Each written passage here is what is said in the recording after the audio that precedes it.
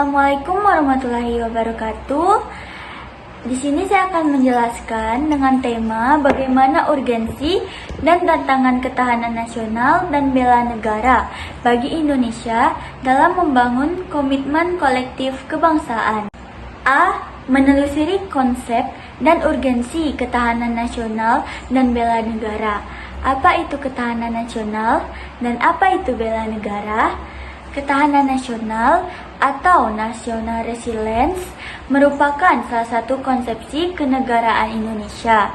Ketahanan sebuah bangsa pada dasarnya dibutuhkan guna menjamin serta memperkuat kemampuan bangsa yang bersangkutan, baik dalam rangka mempertahankan kesatuannya menghadapi ancaman yang datang maupun mengupayakan sumber daya guna memenuhi kebutuhan hidup.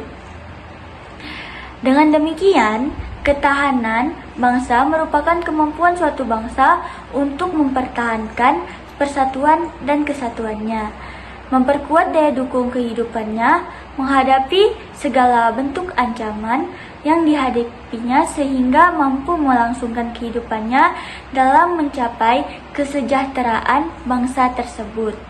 Ketahanan nasional secara terminologi terdapat 3 pengertian ketahanan nasional atau disebut sebagai wajah ketahanan nasional, yaitu 1. Ketahanan nasional sebagai konsepsi, 2. Ketahanan nasional sebagai kondisi, 3. Ketahanan nasional sebagai strategi, cara, atau pendekatan. 1. Ketahanan nasional sebagai konsepsi adalah konsep khas bangsa Indonesia sebagai pedoman pengaturan penyelenggaraan bernegara dengan berlandaskan pada ajaran Astragatra. 2. Ketahanan nasional sebagai kondisi adalah kondisi dinamis bangsa Indonesia yang berisi keuletan dan daya tahan. 3. Ketahanan nasional sebagai metode atau strategi adalah cara yang digunakan untuk menyelesaikan masalah dan ancaman kebangsaan melalui pendekatan Astragatra yang sifatnya integral komprehensif.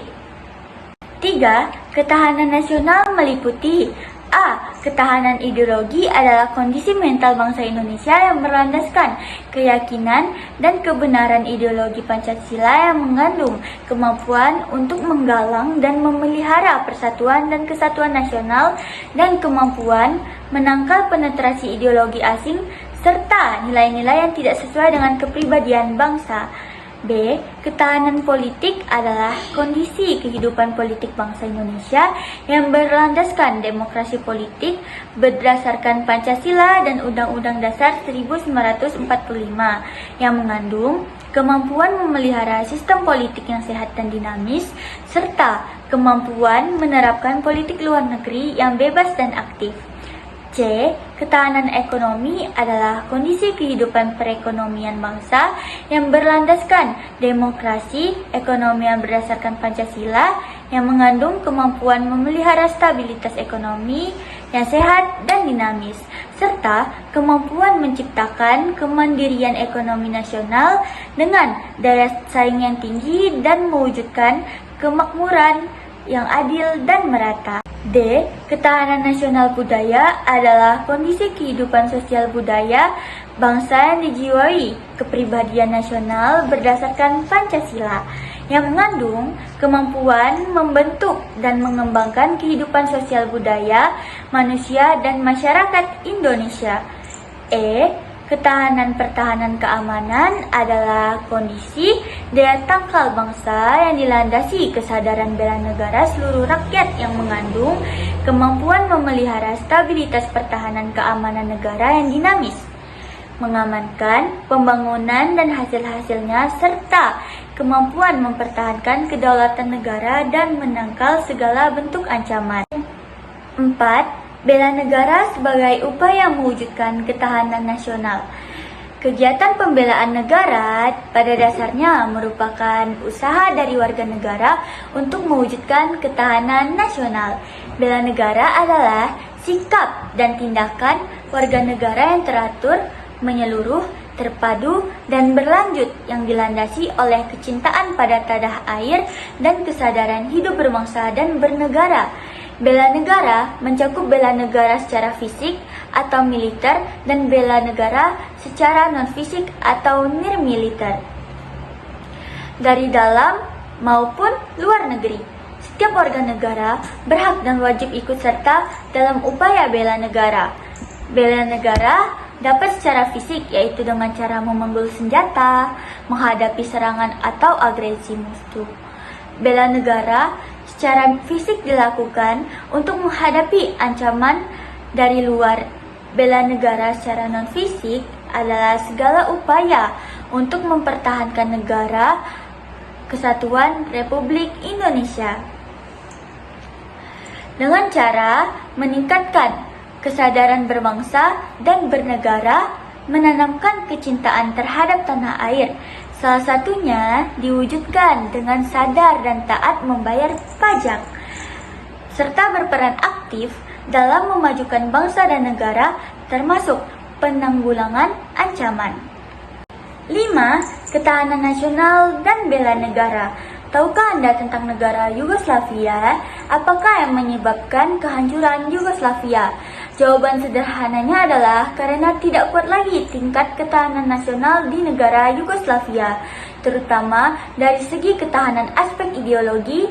Dalam sejarah dunia, ada banyak contoh negara yang hilang atau bubar ketika mengarungi kehidupannya, misalnya negara Cekoslovakia di negara Uni Soviet. 6. Dinamika dan tantangan ketahanan nasional dan bela negara. Seperti halnya kehidupan individual yang terus berkembang, kehidupan berbangsa juga mengalami perubahan, perkembangan, dan dinamika yang terus-menerus. Ketahanan nasional Indonesia akan selalu menghadapi aneka tantangan dan ancaman yang terus berubah. Ketahanan nasional sebagai kondisi, salah satu wajah Tanas akan selalu menunjukkan dinamika sejalan dengan keadaan atau objektif yang ada di masyarakat kita. 7. Ketahanan nasional dan bela negara. Perihal unsur-unsur ketahanan nasional ini telah mendapat banyak kajian dari para ahli. Salah satunya nih, pertama, Morgenthau. Dia menyatakan bahwa faktor-faktor yang relatif stabil atau stable factor terdiri atas geografi dan sumber daya alam, dan faktor-faktor yang relatif berubah, dynamic factor, terdiri atas kemampuan industri, militer, demografi, karakter nasional, moral nasional, kualitas diplomasi, dan kualitas pemerintah.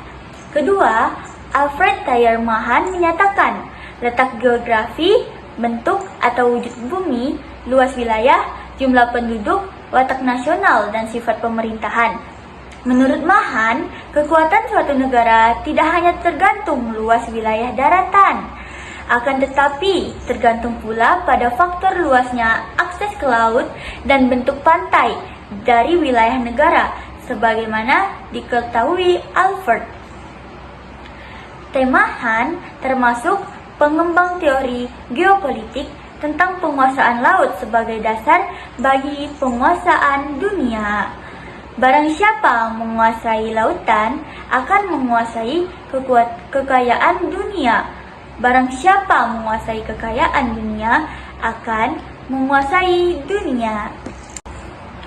Nah, kesimpulannya teman-teman, dalam pelaksanaan bela negara tidak harus terus-menerus dalam wujud perang atau angkat senjata menghadapi musuh, namun dapat dilakukan dengan upaya secara non-fisik atau dapat didefinisikan sebagai segala upaya untuk mempertahankan negara dengan cara meningkatkan rasa nasionalisme, berperan aktif dalam memajukan bangsa dan negara dengan berkarya, misalnya dengan berprestasi di berbagai bidang yang dikuasai.